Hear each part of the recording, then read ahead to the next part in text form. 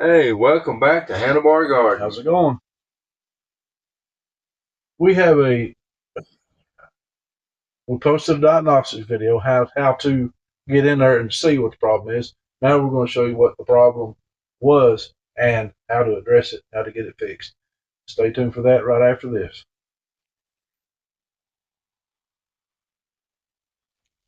We were out on a ride, and I had my check engine light come on. So we checked the dreaded engine light. I thought I was right. I was actually about 40 something miles over my 30,000 mile service. No, that's just going. Yeah, so I thought, oh, some kind of sensor or something in that. But what it was, check the diagnostic. Which, if you don't know how to do that, you can check our previous video and see how to get into it. I checked it and it gave me code 131, which was I think low voltage on the oxygen sensor on bank one. Yep. Which bank one is the front the front. Remember that, ladies and gentlemen. I would clear it. I would ride maybe 2 or 3 miles. It would come back on. The next stop, I clear it again. Well, so we determined it wasn't intermittent. Yeah, it wasn't just happening and going away for a while. It wasn't a short or nothing like that. Because that was one of the first things to check is make sure it's plugged in good. You don't have some kind of dust or something get into the pins and mess it up. Now I know at times with oxygen sensors or O2 sensors, how you want to say it, sometimes you can throttle through and kind of clear out some, and it might be something that's stuck on there. Yeah. And then it'll blow it off. And then you're good. The O2 sensor's not bad. But those other cases. Yeah. Go ahead. Well, I tried cleaning it. I had some different type sprays I used on it. Nothing worked. It still come on. So I thought, well, it's definitely bad. So why not take a piece of sandpaper, some real fine grit, and maybe try it. Yep. Well, I did that. Put it back in. Then I got code 31, and it would not clear. Yep. So, and I've always heard don't touch the oxygen sensor. Use gloves. And so, well, I touched it. It went out. Right. So I had to get one. This is, if y'all can see it, that's the number for the front sensor. And the only difference between the front and the rear, my understanding, is the length of the cable. It's further. Yeah. Longer cable. And the end of it, it's white, or what used to be white for your front, the black one. The rear one is black. So anyway, I got the sensor. And this is the narrow band. Y'all can see that. It's the little bitty.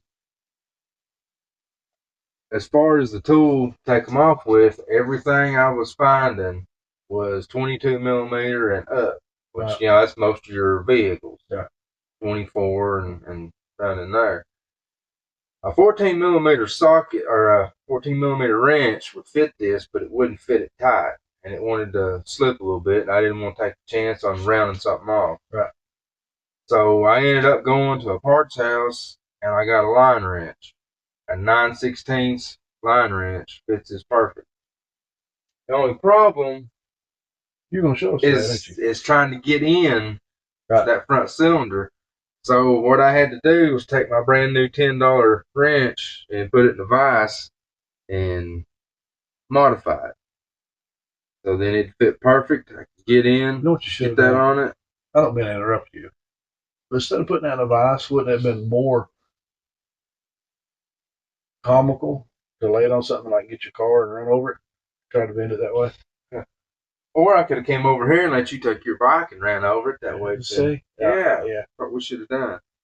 Anyway, as far as street glide with air-cooled heads, that much of a curve, you can get in and get that loose fairly easy. Yep. Now, like this road glide that's got the liquid heads, it's a tighter fit. You probably have to bend it a little bit more, but you could make it work. And if you wanted to take your breather off so you didn't take a chance of smacking it, you could get into it from that way and work on it. Okay. Is it possible? Because I don't know, I've not even looked. Is it possible that you could go with a torque wrench socket and go in from the other side with a big old humongous extension?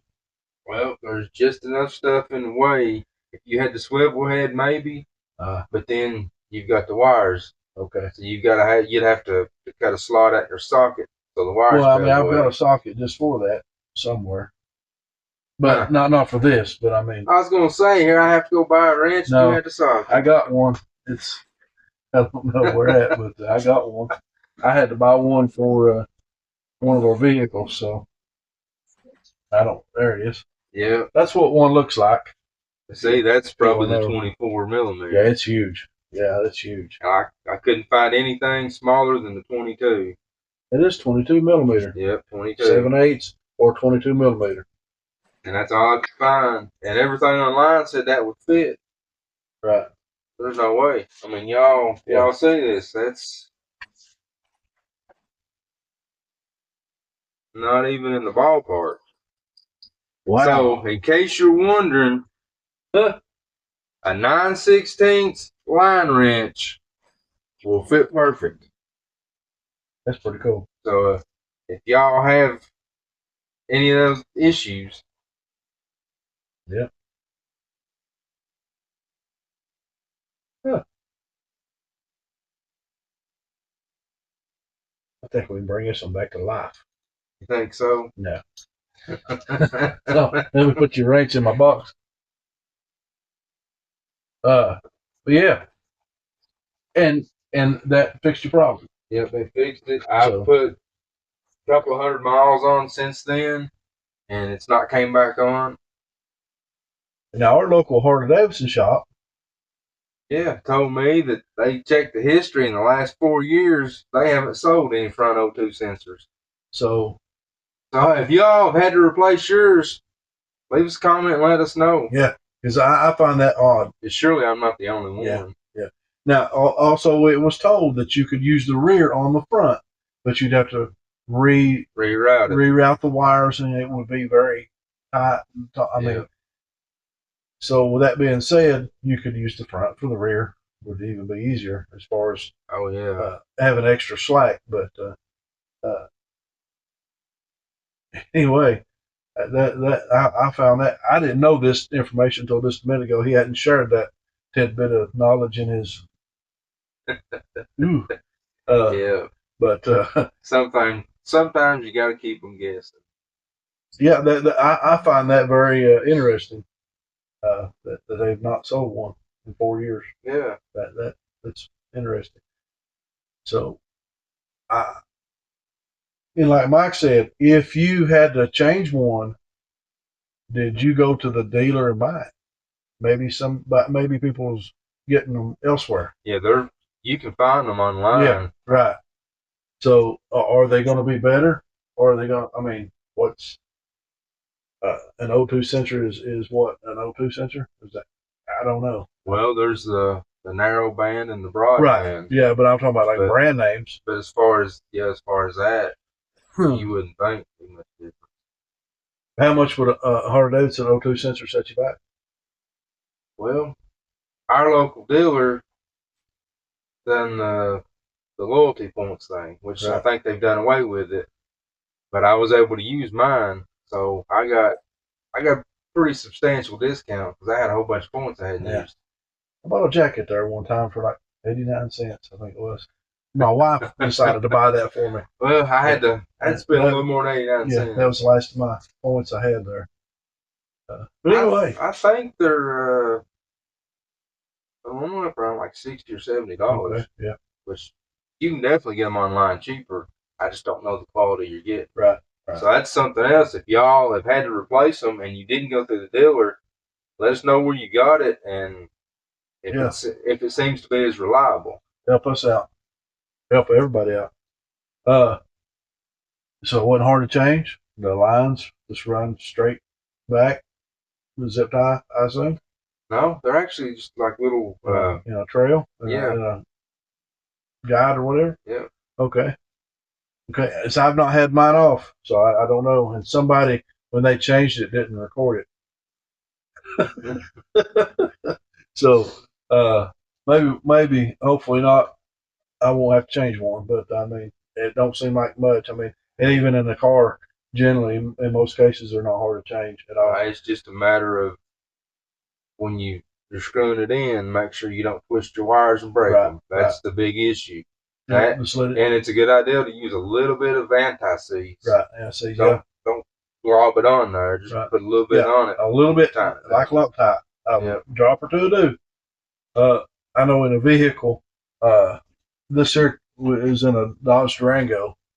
I ended up with a torch and everything else getting it broke loose. Now this was a engine with like 120,000 miles, so it's been there a while. But still, it was a one of them peck, heat, peck, and it finally broke loose. But hopefully, and as small as that is, yeah, and not a whole lot of room. Yep.